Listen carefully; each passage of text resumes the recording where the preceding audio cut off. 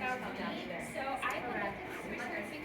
everybody, we are the Complex Gait and Singing NCUR from Iowa State University, and we are part of the Alternative Medicine and Music for Parkinson's Disease Lab. I'm Alexandra. I'm Andrew. And I'm Corinne. And our mentors is Brandon Brockshus and Dr. Elizabeth Stegmiller. So our main focus is on Parkinson's disease. So what is Parkinson's? It's a complex disorder of the central nervous system, and it is the second most common neurodegenerative disease behind Alzheimer's. It is caused by death of dopamine-producing cells in the basal ganglia. So as you can see right here, this is the basal ganglia, and then right here we have the substantia nigra, and right here is a healthy adult with the basal or the dopamine-producing cells, and then you can see in the Parkinson's patients they're a lot less. So a few of the symptoms of Parkinson's are both motor and non-motor symptoms, and these include things like tremors, muscle stiffness, impaired balance and coordination, depression issues, swallowing and speech difficulties, and then gait impairment. So Parkinson's effect on gait. So gait and balance impairment can significantly impact a person with Parkinson's disease. And most people with Parkinson's take pharmaceuticals like carbidopa that aid in improving symptoms of gait. So gait and singing, there was a few studies we looked at that singing interventions have been shown to improve symptoms of Parkinson's disease, and those research studies found that it increased voice intensity, frequency range, jitter, and shimmer of speech. But there was limited research on non-pharmaceutical options to improve gait, which is why our main hypothesis was to focus on how singing may be a non-invasive technique to alleviate gait complications. So here are some most common ways of Parkinson's treatment.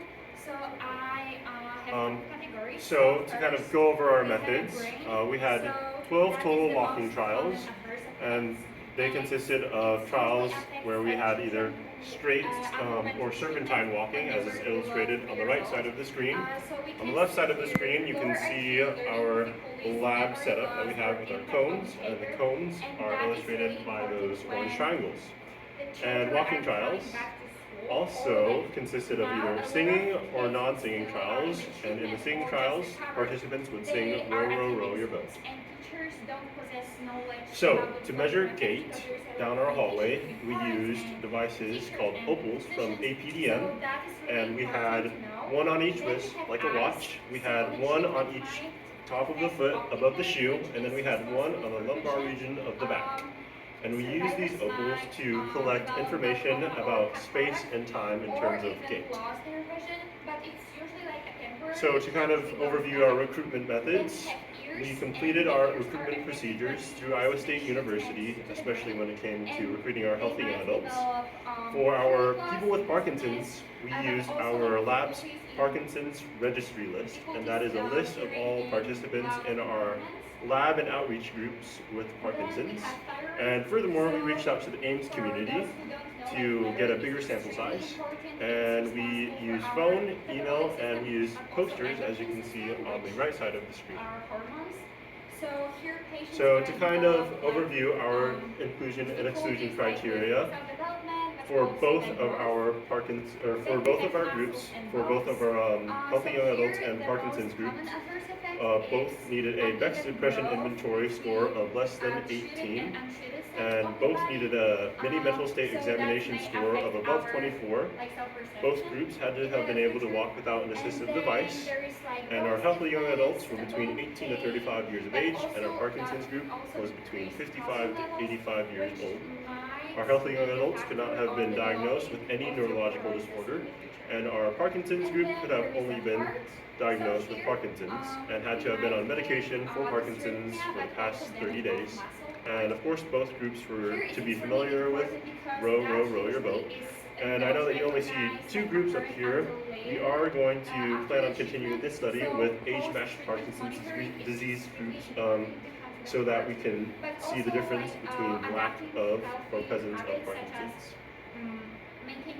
So to overview some of our demographic information, This is some of our demographic information that we believe is correlative with the general population. So for our healthy young adults, we had a total group of 15, which consisted of 11 females and 4 males, with an average age of about 21.6. And for our people with Parkinson's, we had a total group of about 10 people, 4 of them consisting of females and 6 being males, and an average age of 74.2 years of age. So in addition to the MEC suppression inventory and many mental state examination and demographic information, we also collected information on the people with Parkinson's, current medications, their first signs and symptoms, and current signs and symptoms of Parkinson's disease. So we had 3 separate trials for each condition, and we had 4 different conditions, which equates to 12 total trials, over a 30-foot walkway. So the first condition was straight overground walking at a preferred pace with no auditory cues. Our second condition was straight overground walking at a preferred pace with self-produced auditory cues. And our third condition was serpentine walking at a preferred pace with no auditory cues. And our fourth condition was serpentine walking at a preferred pace with self-produced auditory cues.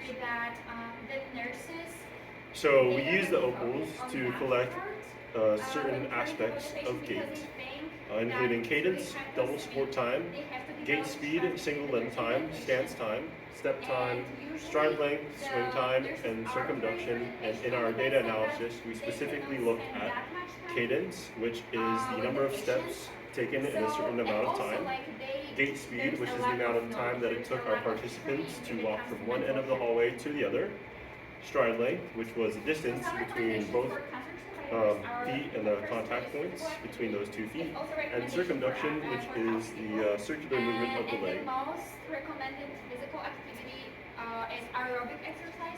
So now I'm going to go how we analyzed our results. So we looked at the group averages of the measurements between the people with Parkinson's disease and healthy young adults. And there were group differences between the people with Parkinson's disease and healthy young adults, as we expected. And then we used the different gait measures to see if there's a collective group difference between the people with Parkinson's disease, between the singing and non-singing trials, and between the straight and serpentine walking.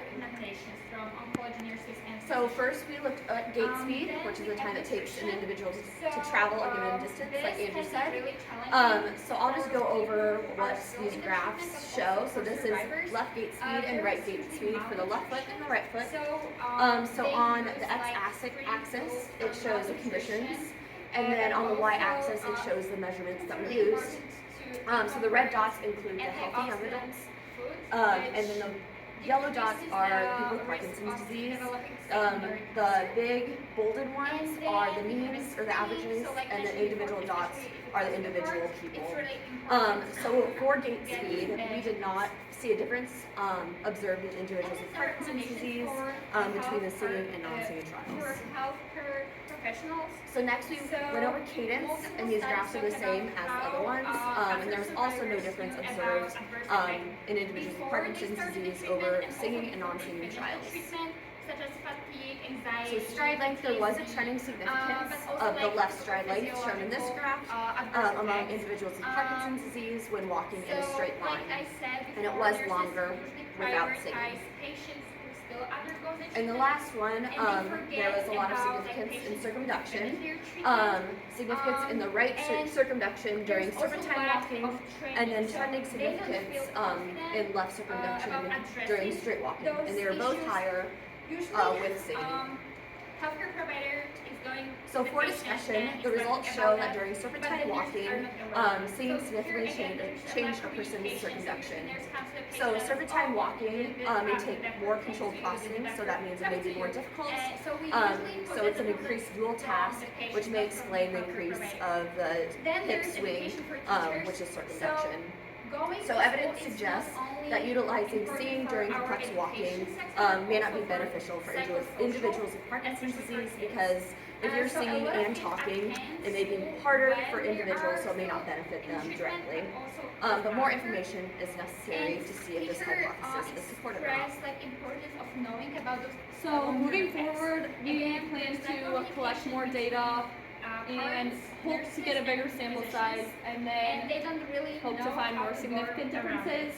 it. And like we mentioned before, we're going to be collecting on healthy older adults, so we're going to be age matching, So for and conclusion, then to see if these results are due to disease or age. But it raised concerns about And then long-term to effects of look at some of the limitations, we And have the there's length of the a pathway, which was 30 treatment feet. address.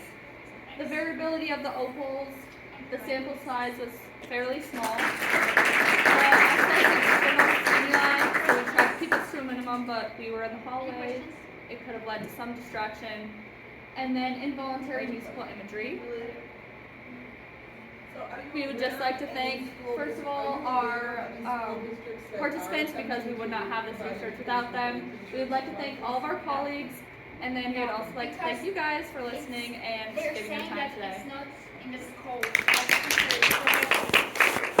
it's required for them to know like the apologize for mistakes.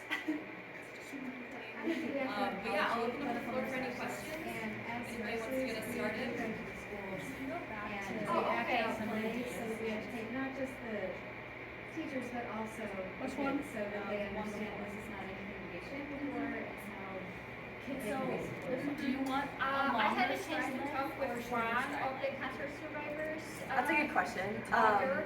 She's Looking talking right into now. individual She like had measurements, continuous we still need to do time. more, And she um, told me that look at more research For on her, what the preferred COVID gait pattern was is. worse than So having we still need to cancer. do some more research into Because that. she really yes. wanted to be around the kids. She wanted